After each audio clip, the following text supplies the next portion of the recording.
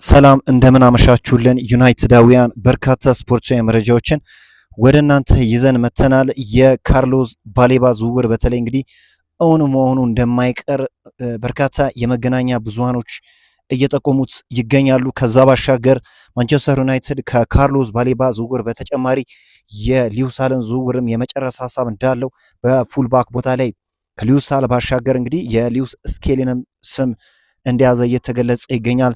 እኚህና ሌሎች ስፖርታዊ መረጃዎችን ወደ እናንተ ይዘን መጥተናል። በቅድሚያም ግን የካርሎስ ባሌባን ሁኔታ እንመልከት።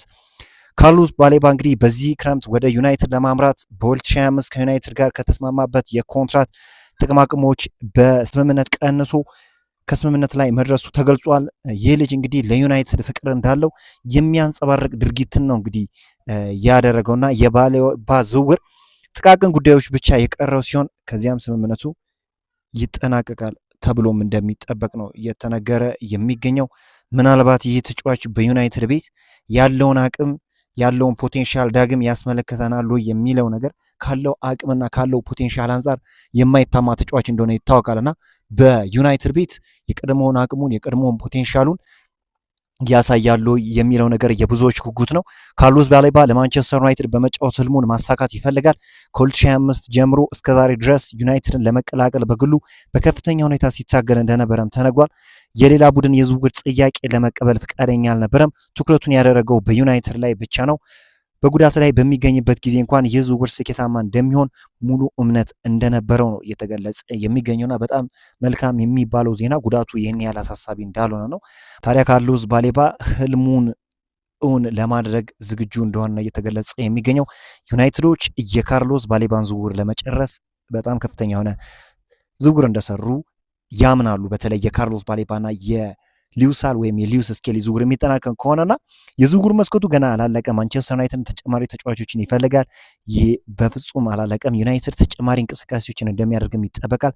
ክለቡ በተለያዩ የዝውውር ኢላማዎች ላይ እየሰራ ነው።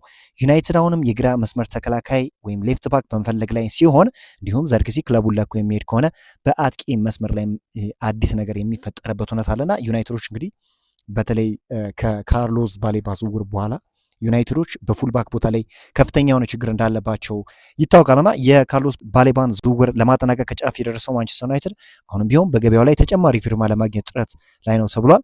ቀያዮቹ ሰይጣኖች በቀጣዮቹ ቀናት የግራ መስመር ተመላላሽ ለማስፈረም እንደሚንቀሳቀሱም ይጠበቃል። ሊውሳልና ሊውስ ስኬሊ በማንቸስተር ዩናይትድ ራዳር ውስጥ የሚገኙ ተጫዋቾች እንደሆኑም ዘገባዎች ጠቁመዋል። እንግሊዛዊ የኒውካስትል ዩናይትድ የመስመር ተመላላሽ ማንቸስተር ዩናይትድ ለመቀላቀል ግፊት እያደረገ እንደሚገኝም ተመላክቷል። ማንቸስተር ዩናይትድ የካርሎስ ባሌባን ዝውውር ለመጨረስ በጣም ከጫፍ እንደደረሰ ይታወቃልና ከሊውሳልና ከሊውስ ስኬሊ አንዱ ወደ ዩናይትድ የመቀላቀል እድል ይኖራቸዋልና እናንተስ የትኛው ተጫዋች ወደ ዩናይትድ ቢያመራ ዩናይትድ አሁን ላለበት ችግር አሁን ላለበት ሁኔታ መፍትሄ ይሆናል ብላችሁ ታስባላችሁ?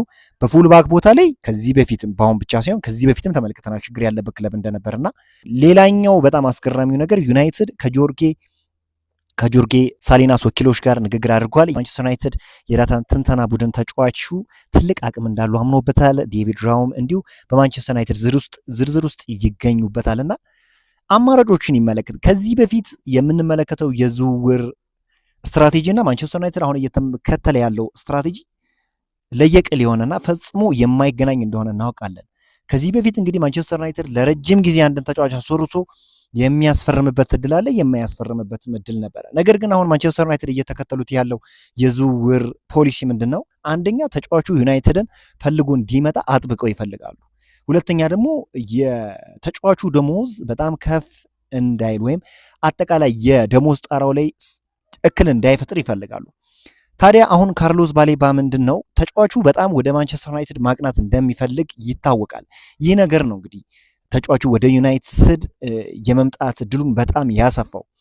ያ ነገር ቁርጠኝነቱ በተለይም ብራይተን ኦቭ አልቢዮኖችም ተጫዋቹን ለመሸጥ ያሳኙት ቁርጠኝነት ዩናይትዶች በተጫዋቹ ዙሪያ ግፊት እንዲያደርጉ አድርጓቸዋል እና ካርሎስ ባሌባ ወደ ዩናይትድ የመምጣቱ ነገር የማይቀር ጉዳይ እንደሆነ ታማኝ የሚባሉ የዜና አውታሮች እየገለጹት ይገኛሉ። ከዛ ባሻገር ግን ዩናይትዶች በፉልባክ ላይ ያለባቸውንም ችግር ጎን ለጎን የመፍታት ሀሳብ አላቸው ተብሎ ይጠበቃል።